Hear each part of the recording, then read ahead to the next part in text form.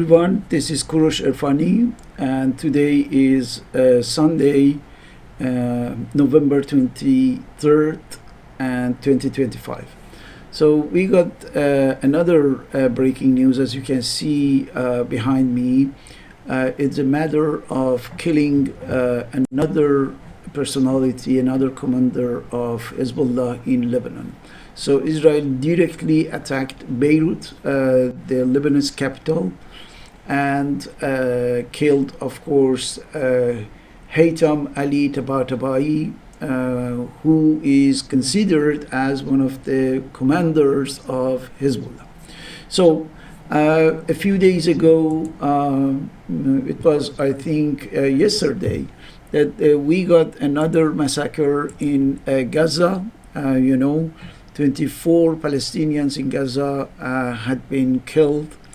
What's interesting is that both cases are happening in two countries where there is a so-called ceasefire.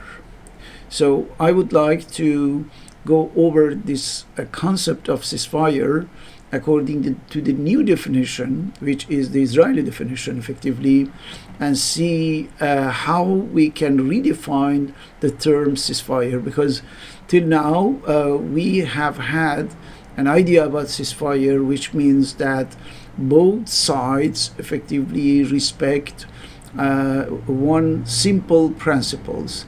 They stop killing each other, they stop attacking each other, right? But from now on, we have a new definition.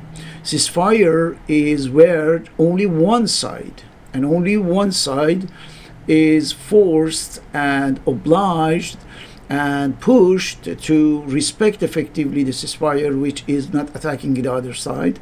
But on the other hand, one side, which is only and exceptionally Israel, has all the rights of the whole universe in order to kill the other side, in order to destroy everything from the other side. So we didn't have that. We need effectively a new definition in the dictionaries and all the glossaries in order to understand that when the universal terms come to Israel, effectively, to the Israeli case, we have to understand the divine exceptionalism that falls over the head of the term or the word. Okay, so that's why ceasefire from now on is different, which means that you can have a general definition of ceasefire, but who cares, and a very particular and special definition of ceasefire, which is only and only for Israel. So how it works? Israel starts to wage a war, okay, which means that you can see this war either in Gaza, in the West Bank, in Lebanon, in Syria, in Yemen, in Iran, everywhere. Israel wants to wage a war. It does that. So if everything is fine and it can effectively kill the people, destroy everything, and there is no resistance, there is nothing that bothers it, it keeps going, it keeps continuing as much as possible, as many as possible, and without any problem. But if there is any kind of impediment, any kind of resistance, if a country starts to stand up against Israel, in this case, strategy remains the same. Strategies slaughtering the people, genocide, total destruction, everything that is necessary to annihilate a nation, for example. The strategy can continue, but the tactic changes, okay? And the changes is in this way. So Israel brings in its big brother, United States. United States come and make a deal. Okay, make a deal of ceasefire, peace, talking, negotiations, and so on and so on. So let's call that ceasefire. So from the moment the United States and also other allies of Israel, for example, the European country, the Western countries, even the United Nations and so on, they are there to supervise, the ceasefire, but only and only for one side, the other side, the opponent side of effectively the Israeli side. So if the other side tries to do anything, of course, the supervision, the watch instance effectively starts to, give warning, pressure, threats, and so on. Okay, for example, if the Palestinians show any kind of resistance, if the Lebanese army starts to do something. So, of course, the United States and all the, supervisors are there in order to supervise and to watch and to overview everything meticulously in order to respect ceasefire by the other side. But on the other hand, Israel is completely free with a huge green light by its big brother to do whatever it wants, right?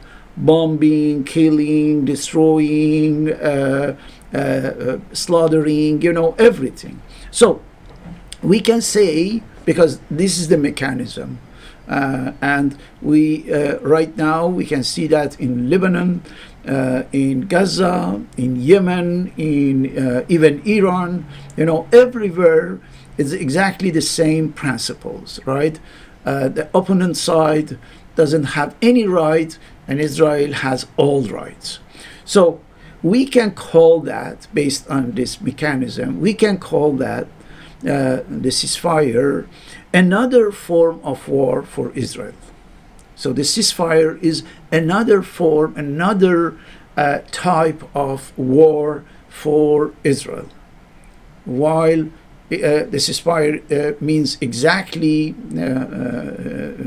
ceasing fire, stopping fire for the other countries. So that's why we can say that ceasefire for Israel is the continuation of war under another form, with another form. Or we can say ceasefire is just waging war through ceasefire, through something that is considered as stopping war, except that for Israel means that not stopping war, continuing war, but not having any reaction. That's very interesting. In the war, you're supposed to receive the reaction of the other side, having casualties and having risk and threats by the other side. But during the ceasefire, no, you're sure that you can kill anyone, you can bomb anyone. That was in the Lebanese capital, Beirut, and just 2 days after the Lebanese government gave effectively authorization for the negotiations. And as you can see, Israel doesn't want any negotiation. Israel doesn't want any serious engagement in any peace process. So that's why we can say that by ceasefire, Israel tries to do what it cannot do by war. The idea is this one: if we cannot reach our objective through war, let's do it by ceasefire. Because during ceasefire, it's a complete unilateral action.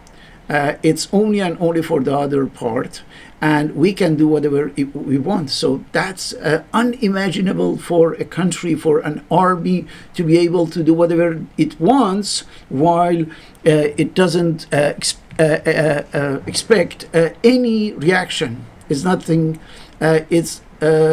It doesn't wait for any reaction by the other side, and that's very interesting. So the objective is the same. During the war and during the ceasefire for Israel, the objective is the same. killing, genocide, destruction, elimination, and so on. But the difference is just that. Not in the name of war, but on behalf of ceasefire. So you see, same actions, but with another label, with a different label. And this is what Israel is doing. So that's why we can say that Israel started to set a new model in which we have effectively the idea of using ceasefire to avoid peace process. Normally ceasefire is the first step of the peace process everywhere, and during centuries it was like that. First there is a ceasefire and then negotiations and so on in order to get really a peace achieved. But Israel is using ceasefire for avoiding peace, for putting aside the possibility of any peace, for thwarting the peace process, for dismantling completely the peace process. And this is something new. And I think the world is realizing that Israel is using this nasty method, in a very subtle way, but it's working. It's perfectly working for Israel, because the United States is as a warranty, of this kind of configuration that Israel has set up, and is working. And of course, all people, all nations are paying a very high price for that. And as long as this exceptionalism, which is a Zionist exceptionalism, is going on and is acting, there wouldn't be any peace. There wouldn't be any durable peace in the Middle East. And I am pretty sure that Israel is using this method in order to prepare everything for the final attack against Iran, because all these attacks are supposed to neutralize completely the proxies of the Iranian regime in order to go there and to finalize the objective of destruction, the total destruction of Iranian nation. And this is the ultimate objective of the Zionist entity in the Middle East, and we should be aware about that. Anyway, I wanted in this video just to give you an idea about how abusive is the usage of the term ceasefire when it comes to the Zionist entity called Israel. Thank you very much for watching this video.